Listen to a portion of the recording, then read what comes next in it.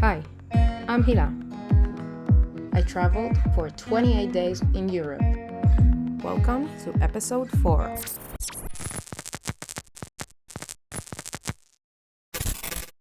After incredible 2 days with orcas in Chervoy, I needed to head back to Tromsø. Instead of taking the fastest route, I followed the recommendation from my Airbnb host and took a bus. It was a bit longer and required to change a bus, but the views along the way were absolutely worth it. By the evening, I was back in Tromsø, where I spent one last night at Miguel's place, the cozy little hostel up on the hill.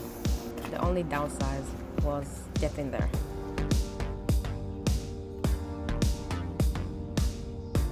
Dragging all my luggage uphill through the snow and ice. After a full week of traveling, it was definitely not the easiest way to end my time in northern Norway. I woke up to a magical view. Everything was covered in fresh snow, white, quiet, and absolutely mesmerizing. It looked like something out of a winter postcard. Before heading back to the airport, I stopped by Polaria to pick up a few souvenirs for myself and some friends back home. Although I had a window seat, no northern lights this flight. It was simply too early, but that's nature. You can't control it. I'm just happy I got to see them when I did.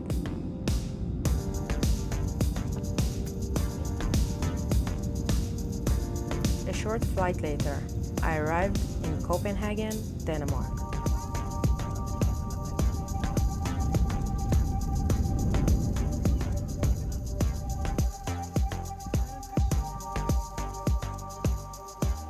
From the airport, I took a bus to my hostel, the next house.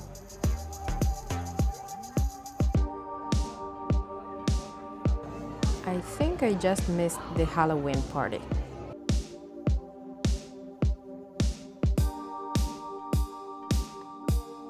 Checked in, got into my room, and called it a night.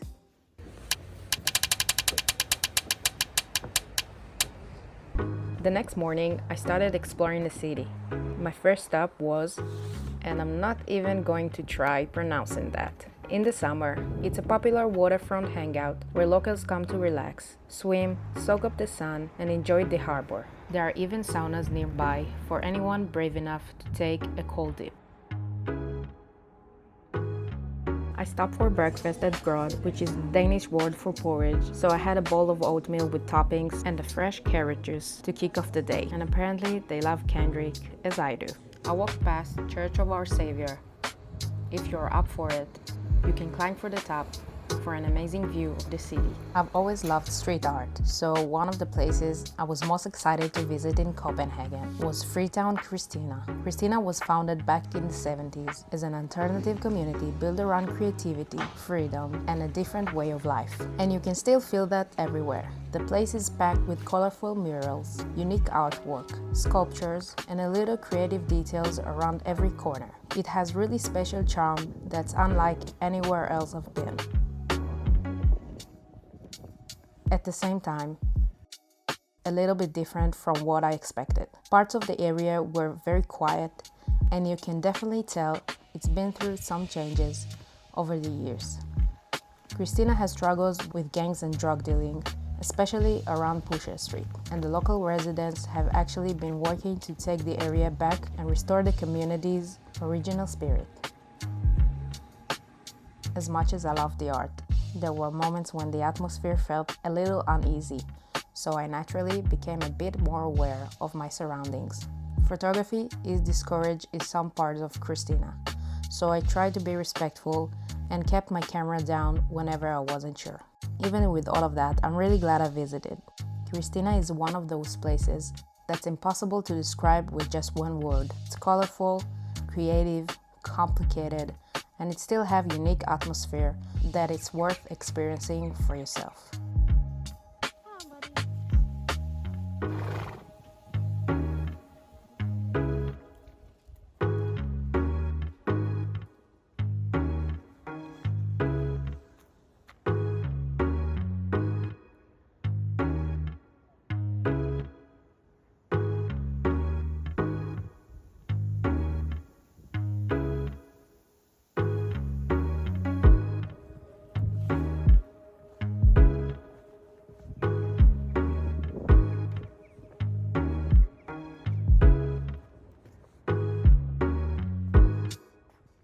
I walked along the water to Reffen, built from old shipping containers and industrial buildings. Since it was the beginning of the winter, most of it was closed. I have a feeling this place has a completely different vibe during the summer, packed with people, food stalls, live music, and harbor full of life. I rented a bike and headed to the city center. After seeing someone crash that morning, I figured I'd keep both hands on the handlebars instead of filming. I passed an ice skating rink that I think just opened for the winter, with people skating and cups of old model wine everywhere. It finally started to feel and smell like Christmas.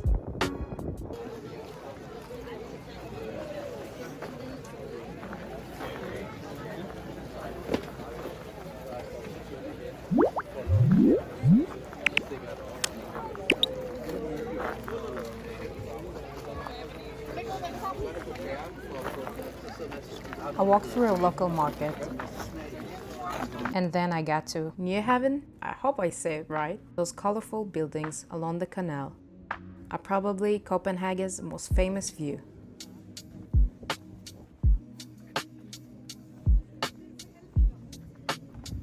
And they are even more beautiful in person. From there, I crossed King's New Square and kept wandering through the city center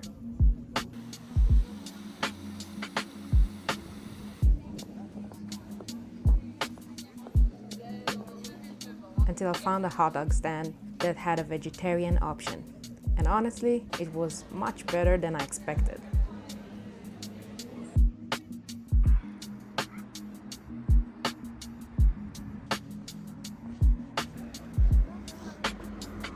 After that, I headed back to the hostel, got a little work done, grabbed a beer, relaxed by the fireplace, and just enjoyed the cozy atmosphere.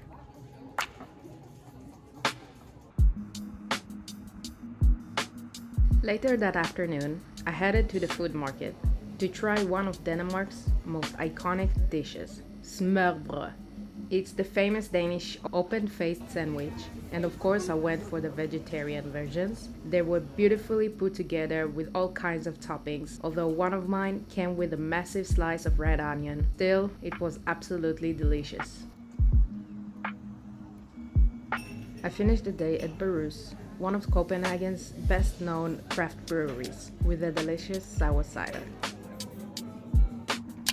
First stop for this morning was Domhusets to try another famous Danish open-faced sandwich. There were so many options that it was actually hard to choose. Next, I headed to BUKA, 2 pastries and a cappuccino. It was a bit pricey. I had a caramelized pear pastry with raspberries and sour cream, plus a vanilla cream croissant with raspberry jam. I kept wandering through the city until I came across a beautiful ceramic studio where artists were making handmade pottery on the wheel and creating glass pieces using a traditional glass blowing techniques. Everything inside was gorgeous and definitely reflected the craftsmanship in the price tags.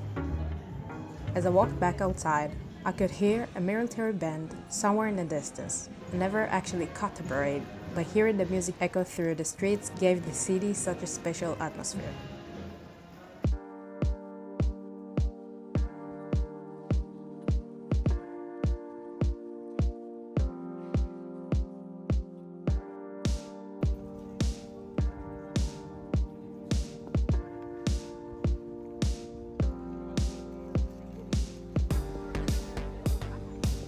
Eventually, I found myself at one of my favorite places in Copenhagen, Rosenborg Castle.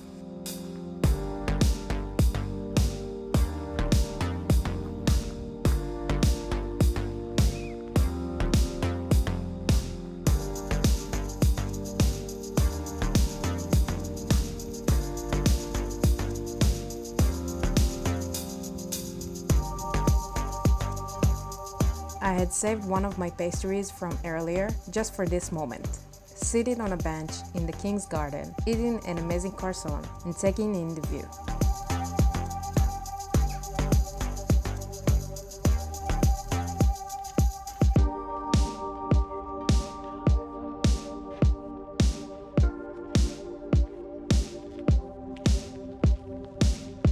Honestly, I couldn't have picked a better picnic spot.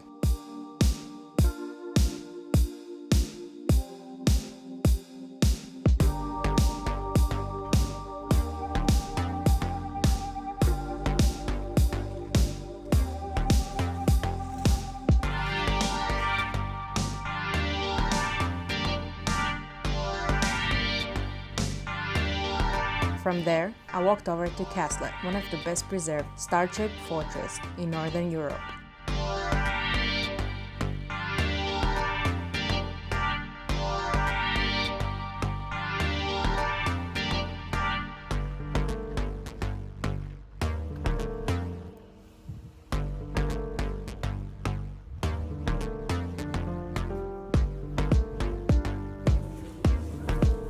It was built in the 1600s to help defend Copenhagen. And today, it's one of the city's most peaceful parks. It's also home to the iconic windmill that has become one of this place's best-known landmarks. On the way back, after seeing hundreds of bikes all over the city, I completely understood why cycling is so popular here. Copenhagen is flat, the bike lanes are everywhere, and the whole city feels designed with cyclists in mind. Then it was time to head to the bus station for my very first overnight bus. One night on the road meant saving a night of accommodation while getting closer to my next destination. It turned out to be a long night, including a ferry crossing somewhere along the way. But where I was heading, you will find out in the next episode.